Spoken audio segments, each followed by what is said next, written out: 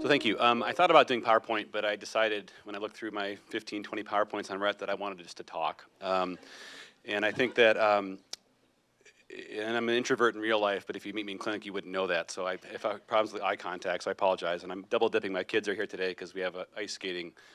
One of my kids is a figure skater, so we have a pretty hard out to go to that because often I'm a single parent on the weekends.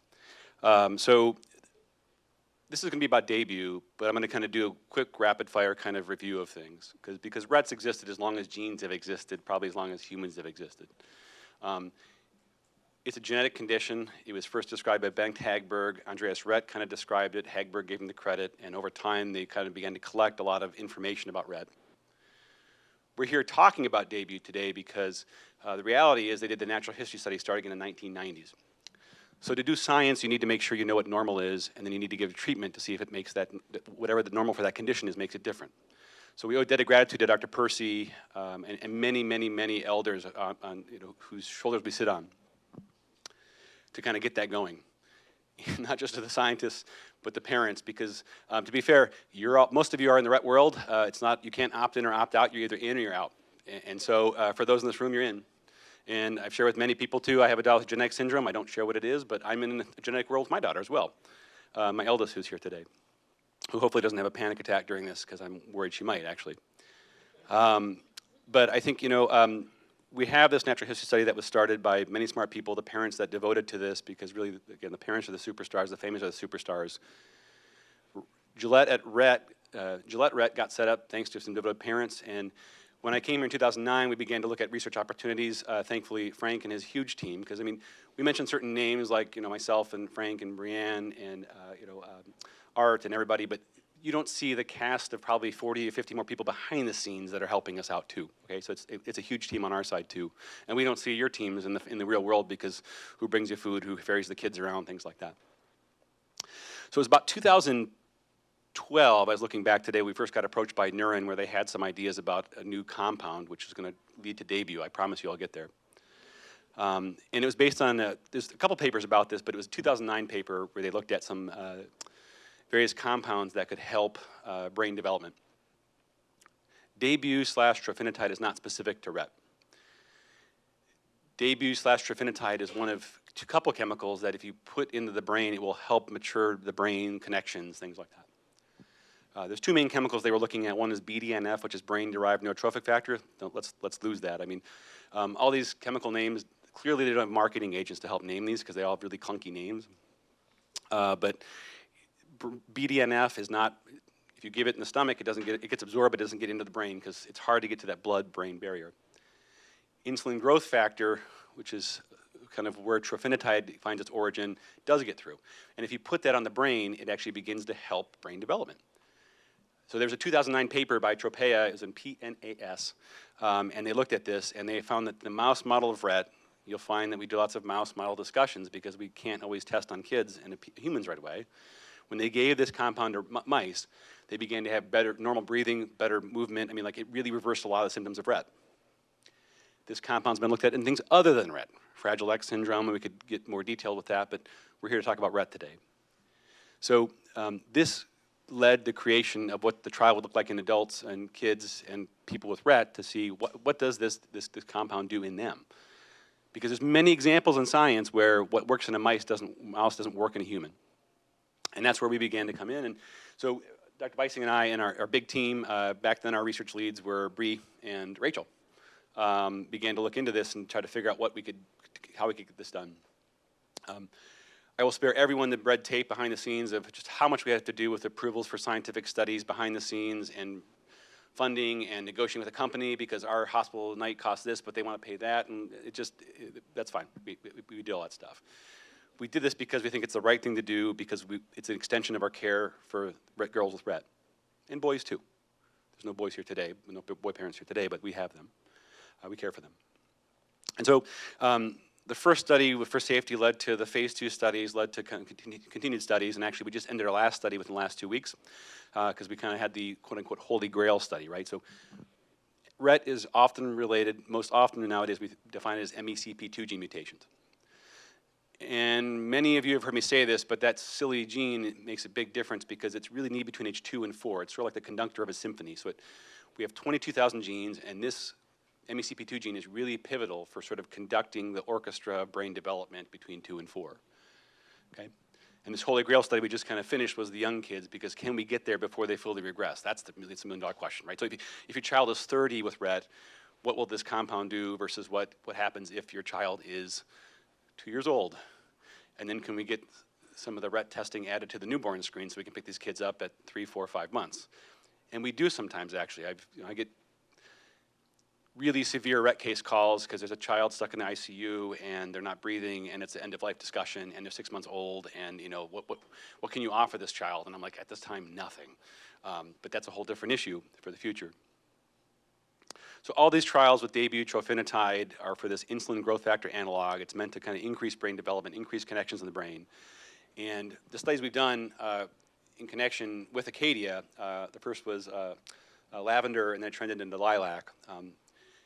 Every drug development, they always find kind of a theme, so this was the flower theme. And so we did the first trial, the Lavender, was about 12 weeks, and so thank you to those who participated. It was a placebo-controlled trial. So we used the natural history study data, that thing that's so important to define what normal is, and then we look at these girls, rated them, certain weight requirements, age requirements, seizures had to be stable for 8 weeks, and then we studied them for 12 weeks and gave them either placebo or a compound. We have to give placebo because we have to figure out, is it real or is it fake? This changes. Unfortunately, it was this horribly tasting strawberry compound, but they do that on purpose because they have to hide the taste. Another experiment where they try to test some of these compounds, the kids who could talk could say, this tastes different. And then you've broken your blindness, because we need to be blind. I can't know what your child was getting. Was it placebo? Was it the real drug? Okay? I'm not saying it's a horrible taste, but it's just, it's not, it'd be nice if it was a small pill. I mean, I struggle with that with my daughter sometimes because of horrible tasting compounds, but at least some of the girls have G-tubes, so that makes it easier. But to see if things change, we have this natural history study data, but we use the 2 scales. So one is a parent-driven scale, which is the RSBQ, or Rett Syndrome Behavior Questionnaire. 45 questions, looks at domains, hand use, breathing, things like that, sleep. It's a large, diverse question set. Parents can rank their kids 0 to 3, 0, no way, 3 totally, always my kid, right? And then watched over 12 weeks, and we also rated with the CGI-I, which is Clinical Global Impression Improvement Scale. That scale is used in a lot of drug research, and the clinician ranks that. So I say, are they improved? A score of 4 means no change. A score of 1 means, I was thinking of Joe Horrigan, like, sell your house, put all your money in that investment, actually, because Jeff Newell always quotes him. But anyways, though, and then like 7 is like way worse. So there's like no change to way better to way worse. With that first 12-week trial of Trofinetide/Daybue now, we saw that beyond placebo, there was changes in the Rett Syndrome Behavior Questionnaire, the RSBQ that parents give, and also the improvement scale that the clinicians rate. Was it dramatic to the degree of like, this is a complete cure? No. Did some kids improve? Yes. I think the RSBQ, the parent-run scale, improved by about 4 points compared to about 2 points for what the placebo kids got. So there was 50% improvement with the kids that got treatment. There was improvement about significant, thought there was some improvement based upon the physician rating as well.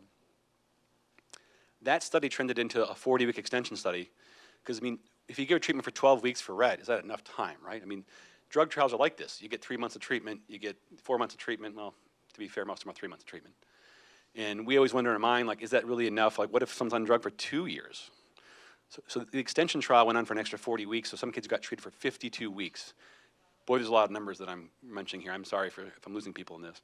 But in the extension trial, the RSBQ dropped a total of 7 points compared to 4. So actually there's, per parent report, there is a significant betterment for the kids that were able to extend. And about a third got better per clinician. Well, 2/3, I'm thinking. I got that number backwards. I apologize.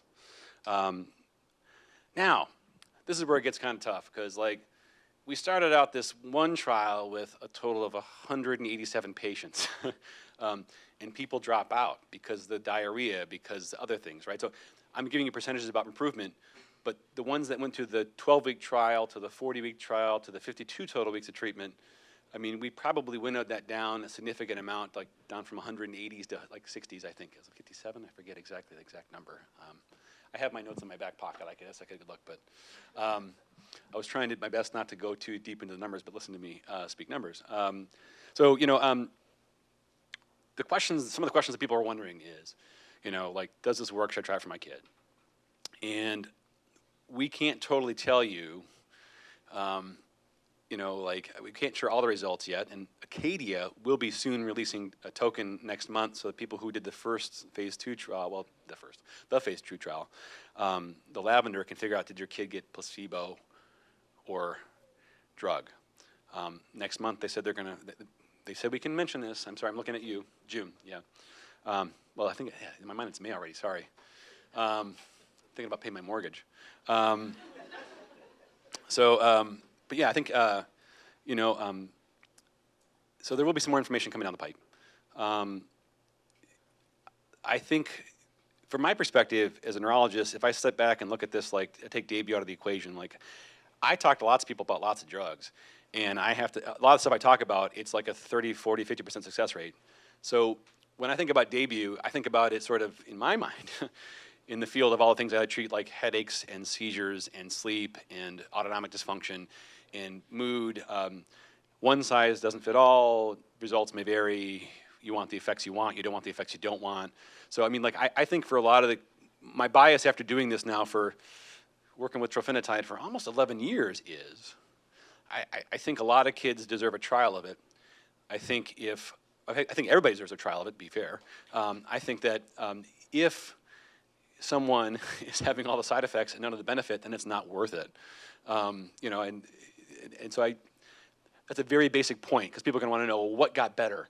And all these scales don't really predict exactly how your child will get better. Could it be better speech, better hand use, better speaking? I mean, if you've heard this from the families that like the med, one of the families that's seen the most benefit is not here today. I don't think they're really connected with your organization, but we tried. But some people want to live their life away from Rett too, and I respect that. Because it takes a lot to be here on a Saturday and give up your Saturday and talk about Rett, because you guys live it every day. We clinicians don't totally. I think the drug has immense hope. I think that if kids can get through a trial of it and the side effects aren't prohibitive, you may see benefit that accrues over time. I think the 52-week study shows that. The kids that stayed on probably saw benefit. You know, I mean, for the kids that, you know, had to throw a mattress out because there was so much diarrhea, probably not worth it. And I hope I'm not oversharing. I'm not naming anybody. But I mean, you know, I think there's, I'll start there and just say it seems to show benefit. I can't know who it is. I can't tell based on genetic mutation who it's going to help either. And I don't know exactly the difference between treating a 20-year-old for 3 years versus a 2-year-old for 3 years. Or a boy for that matter. My gosh, it's kind of opening Pandora's box there, but I think everybody should have access to it.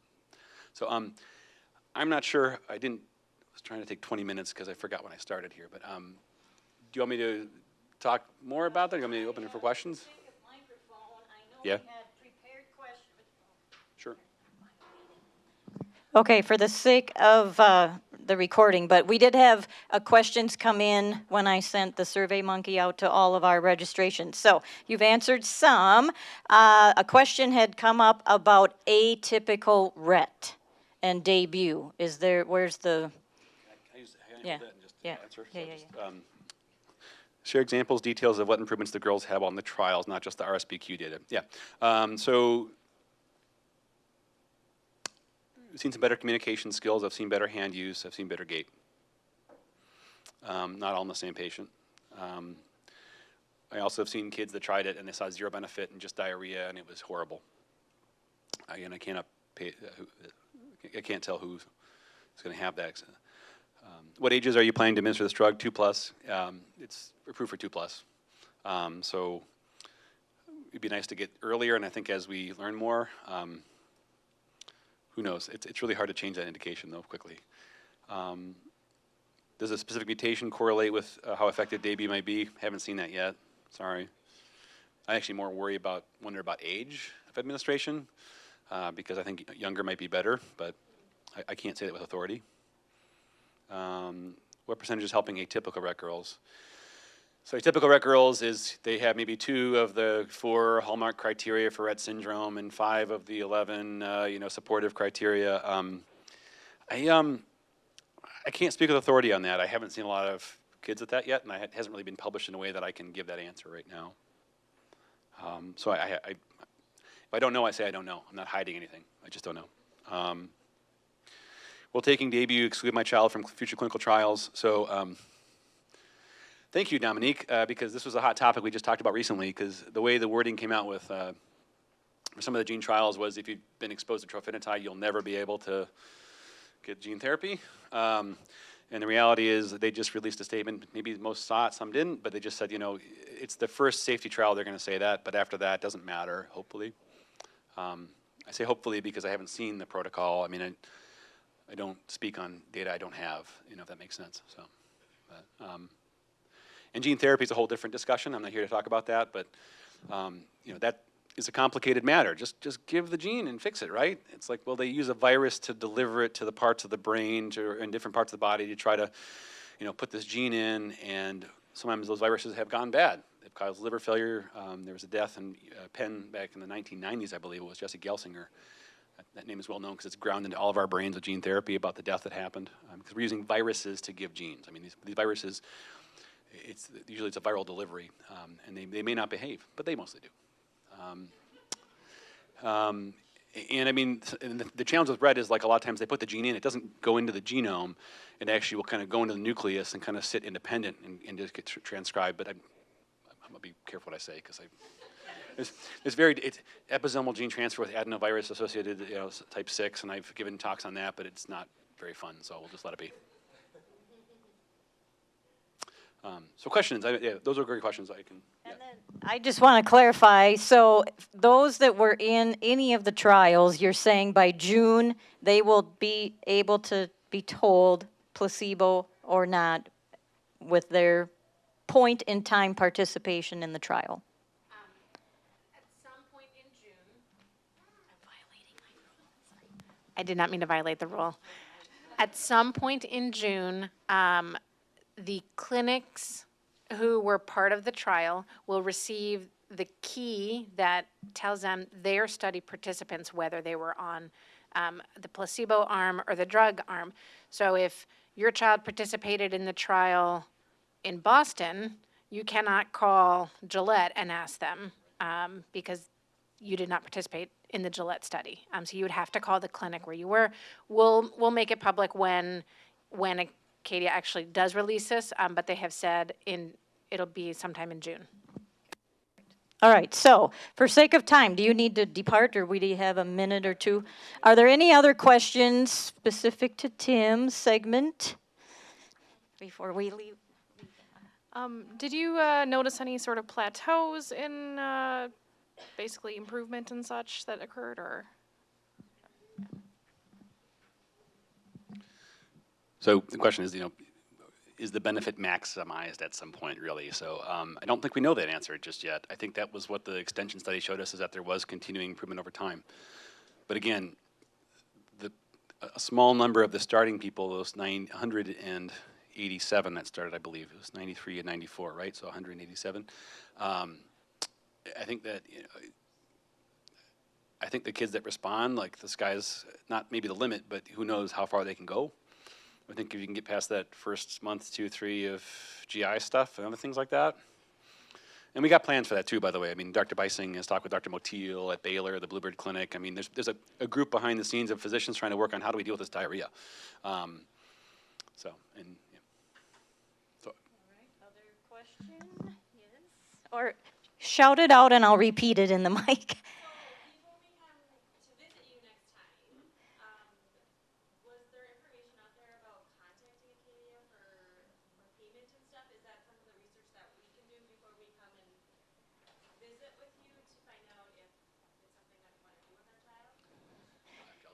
So I'll repeat it. So, but basically you're saying, how do we get underway with a prescription, getting it covered? What's some of the, and I'll touch on that a little bit this morning too, but I looked at these guys, they're living it as we speak with patients doing exactly that. Yeah, so if you want to get it started sooner, then, right now our main nurse in clinic is Matt Calabarda, and Matt is great. We have 17 prescriptions in right now, and the company is being very helpful. We found them to be really easy and nice to work with. I work with other rare drugs. What I'd like you and everybody to know is that, the most extreme example that we work with is some of the gene therapies, not for Rett, but for Duchenne's and some of the muscular dystrophies. Like some of those drugs are like $3.4 million a dose, but it should be a one-time dose and they're good for life, right? So, but the amount of paperwork that goes into that, we've done the math, it's about 18 hours of paperwork per dose behind the scenes. There's limited child neurologists in the world, so it's not like access is a problem everywhere. So we're still sort of figuring out for Daybue, coming back to where we're at, kind of what that burden will be. But again, the company's been very helpful. It's still very new. I'm not sure I have an average time yet. Every time I tell Matt I want to send a script in, he kind of and actually we just got the script off this week again too. So I think that we don't know yet when the drug's getting delivered. The only family that got it so far that we gave it was on that most recent younger child trial, because they didn't want to interrupt the treatment from the therapy for a 3-year-old. And so I know they got it, but they were prime. They knew which ones were in the most recent study for the younger children, and they had that supply ready to go. But a lot of these manufacturing these rare drugs, it takes a lot of time to manufacture these as well. And so, I'm sure they probably started manufacturing probably last year, I would hope, because you can't just, turn on the machine and they crank out, liquid. Usually there's custom companies that do all this stuff. So if you want to, if people are interested in getting Daybue moving, we can get it moving anytime. And I would probably just call Matt if you can. Sorry. Time or not time? I'm good. I got it. All right, one more question for sure. Are there any? Luke? Well, your hand. No, this is just a diarrhea question. Oh, maybe it's for Dr. Beising. Oh. That's what it's about. Yeah. Don't steal Dr. Beising's thunder here. Oh my goodness. Other questions for Tim would be more specific to how does Daybue work? What is it all about? That's really what he wanted to cover. All right, so we're going to move on. Oh, Matt. Another Matt. Maybe you might touch on this, or he might touch on it later, but as far as dosing, are you having those conversations about gradually increasing that dose? Do you still see it effective, or do you see it not as effective? Can you just touch on dosing? Dosing for Daybue, I would go to the maximum recommended dose to begin with. That's just what I'd recommend, and it's, in a grown-sized person, it's 60 mLs twice a day, just to give you some idea. That's a lot. 60 mLs twice a day. I got that math wrong this week, but I would go there and then ramp it back if we need to. I've had to do that a few times, but no. And let me tell you, part of that's insurance. Because if you do a lower dose, getting to a higher dose is a lot. I'd rather go for the max dose, and then you have the supply, and then we can ramp it down. And then, because we've had some kids, we've had to walk it down. And then, one example is a child that had a really bad viral infection, so they got super diarrhea because it was stomach flu and everything else. And then we ramped it down for about 2-3 weeks, and we were able to get back to full dose. But I didn't have to go through the prior authorization process with insurance. This is not Rett specific. Most of my life is spent in fighting insurance behind the scenes. And so, you did not make it this way, I did not make it this way, and every January 1st, the rules change. So we get our black belt down the next year, there's new rules, and it's we just could do this 2 weeks ago, and now we have to try this drug before we go to that drug, but it's the 8th drug we tried to get to this control. It's that kind of level of crazy. So I'm not mad at, I get mad at insurance companies, but the people I talk to I don't get mad at, because usually it's some person on the front line. They didn't make the decision, but I'm just I'm really sick of talking about this, though. it was I heard a doctor yelling at somebody one day, and I was like, "What's going on?" And I was like, "I knew they were going to say no. I just wanted them to have a bad day." And I was like, "Boy, I don't want to be that person." Like, they're human beings. I mean, I respect them as human beings, but I get it. I mean, it's a toxic behind the scenes thing for docs because we get pissed off too. I guess I could say it better than that. We get upset too. Anyways, though, sorry. Yeah. Yeah, it's been recorded. Oh, boy, yep. Caught that one on camera. Okay, well, we're going to transition for sake of time. And yep. Thank you very much, Dr. Feyma.